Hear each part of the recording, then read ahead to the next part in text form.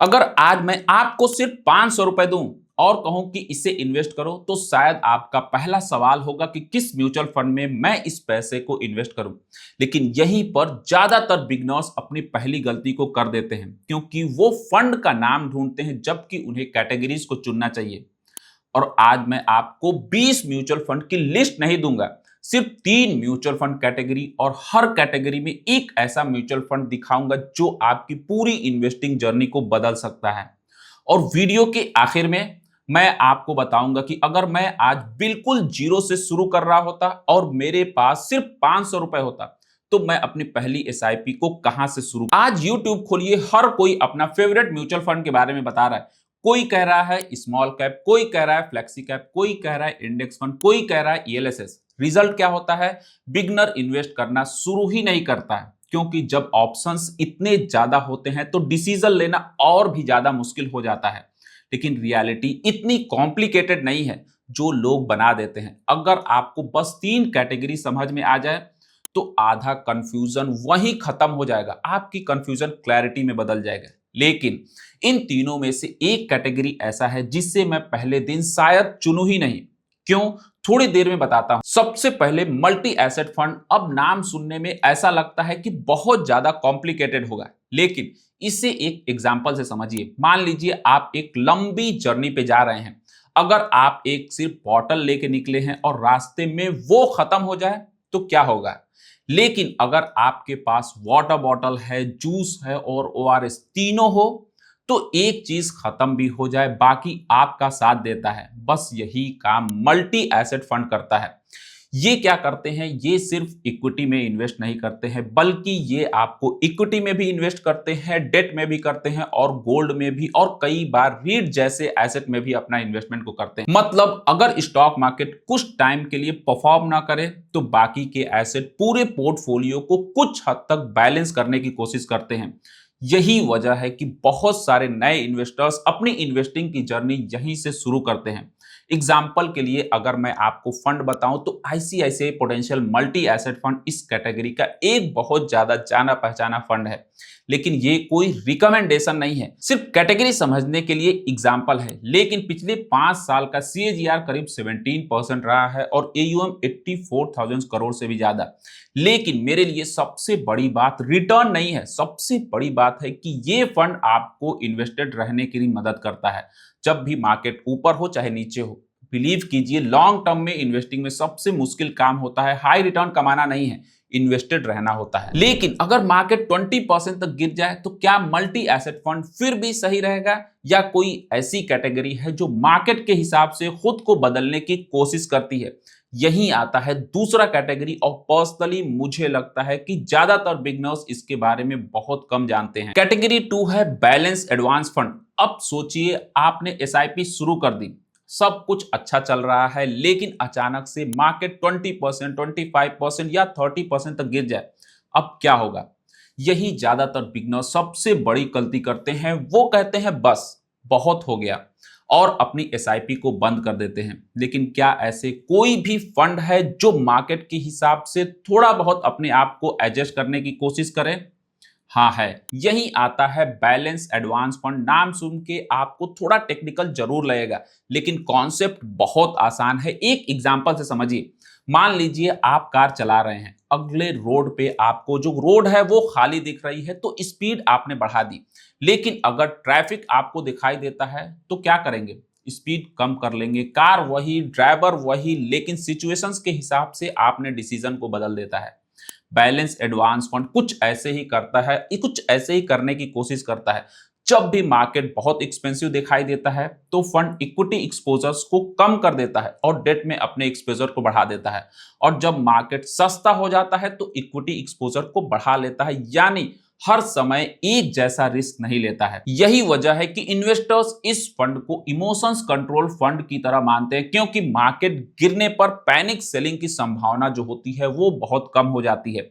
Example के लिए ICICI potential balance advance fund इस कैटेगरी का एक जाना पहचाना फंड है। पिछले 5 साल में इसने लगभग 11.8% सीएजीआर दिया। लेकिन फिर से नंबर सबसे बड़ी कहानी नहीं बताते हैं। असली कहानी यह है कि कई लोग मार्केट क्रैश में अपनी एसआईपी बंद नहीं करते हैं, और लॉन्ग टर्म इन्वेस्टिंग में यही सबसे बड़ी जीत होती है। लेकिन अगर आपका गोल 20 साल बाद सबसे ज्यादा वेल्थ क्रिएट करना हो, तो क्या सेफ खेलना हमेशा सही फैसला है? शायद नहीं, क्योंकि अब आते हैं वो कैटेगरी जो लॉन्ग टर्म में सबसे ज्यादा वेल्थ क्रिएट करने की पोटेंशियल को रखता है, लेकिन इसके साथ रिस्क भी आता है। अब बात करते हैं मल्टी कैप फंड की। अगर मैं इसे सिर्फ एक लाइन में आपको समझाऊं तो ये डाइवर्सिफिकेशन और ग्रोथ दोनों एक साथ लेके चलने की कोशिश करते हैं। इस फंड में आपको लार्ज कैप, मिड कैप और स्मॉल कैप तीनों एक साथ इन्वेस्ट करते हैं। अब सवाल ये है, तीनों क्यों?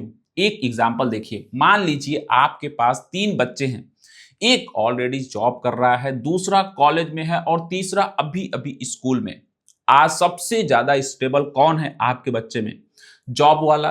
लेकिन 10 साल बाद सबसे ज्यादा ग्रोथ होने की संभावना किसकी है? शायद बाकी दोनों की। बस ऐसे ही लार्ज कैप, मिड कैप और स्मॉल कैप का रिलेशन होता है। लार्ज कैप आपको स्टेबिलिटी देता है, मिड कैप ग्रोथ बढ़ाता है और स्मॉल कैप फ्यूचर मल्टीबैगर बनने की संभावना होती है उनमें। लेकिन यहीं पर एक बात कभी मत भूलिएगा, हाई रिटर्न हमेशा हाई रिस्क के साथ आता है। अब अगर मेरे पास सिर्फ 500 रुपए होता तो क्या मैं सीधे इसी कैटेगरी से शुरुआत करता, या पहले कुछ और करता और बाद में मल्टी कैप को जोड़ता?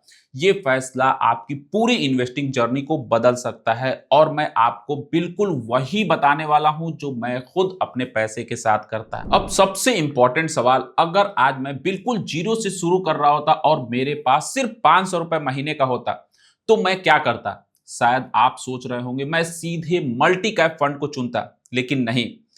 कम से कम शुरुआत में मैं ऐसा बिल्कुल भी नहीं करता, क्योंकि इन्वेस्टिंग में सबसे बड़ा चैलेंज हाई रिटर्न कमाने का नहीं होता है। सबसे बड़ा जो चैलेंज होता है वो मार्केट में टिके रहने का होता है। इमेजिन कीजिए आपने पहली एसआईपी की शुरुआत की, 2 महीने बाद मार्केट 15% तक गिर गया, फिर 20% और धीरे धीरे 30% तक करेक्शन आ गया।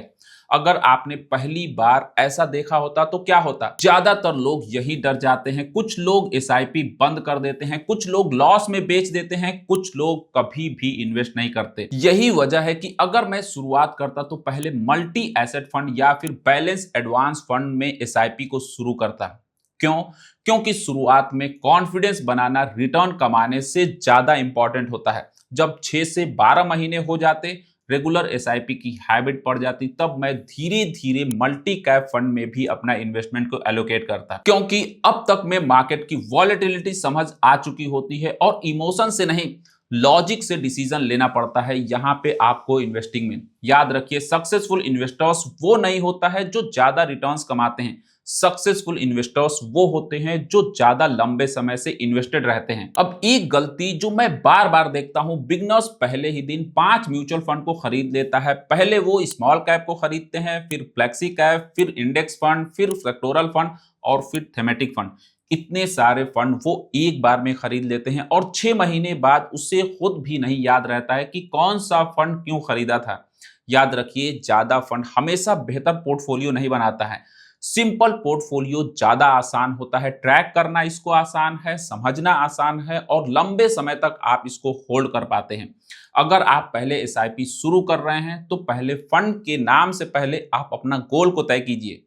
इन्वेस्टमेंट होराइजन को समझिए, रिस्क को समझिए, फिर कैटेगरी चुनिए और उस कैटेगरी में एक बेहतर फंड को चुनिए। आप अगर आज आपको पूरे इस वीडियो से सिर्फ एक बात को याद रखनी हो तो वो ये होना चाहिए, परफेक्ट म्यूचुअल फंड कभी भी आपकी फाइनेंशियल लाइफ को नहीं बदल सकता है, लेकिन परफेक्ट डिसिप्लिन जरूर बदल सकता है।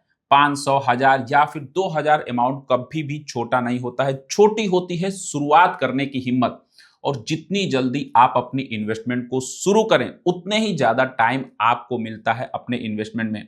अगर आपको इन्वेस्टिंग ऐसे ही समझना पसंद है, जहां हाइप नहीं आपको रीजनिंग मिले, जहां रिकमेंडेशन नहीं आपको रिसर्च मिले, तो आदिल खान फाइनेंस को फॉलो करना, सब्सक्राइब करना बिल्कुल मत भूलें। मिलते हैं नेक्स्ट वीडियो में। Till then take care.